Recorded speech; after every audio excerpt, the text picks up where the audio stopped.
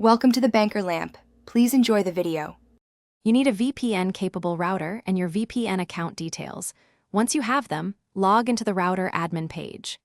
Enter the VPN server, credentials, and choose a protocol your router supports because stability depends on that choice. Make a DHCP reservation for your Xbox so the router always applies the same VPN rules. Save or export the router config now. It's faster to roll back if something breaks. These are the first actionable steps to prepare the network and device mapping. Next, configure the VPN client on your router by uploading the provider config or typing server, port, and encryption settings. Once done, enable the tunnel and save.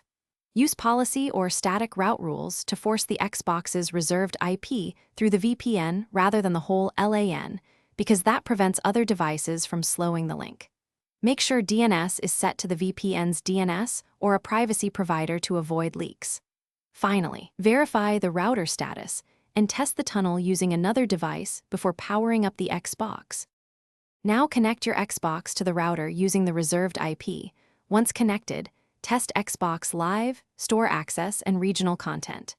If a console browser shows your VPN location, you're done.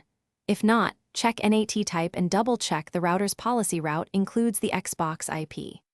If problems persist, reboot the router and Xbox, confirm the VPN credentials, and switch to another VPN server or protocol for compatibility. Remember, one key troubleshooting tip: try a different protocol or server first to quickly isolate. Thanks for watching. If this was helpful, leave a like and consider subscribing. See you next time.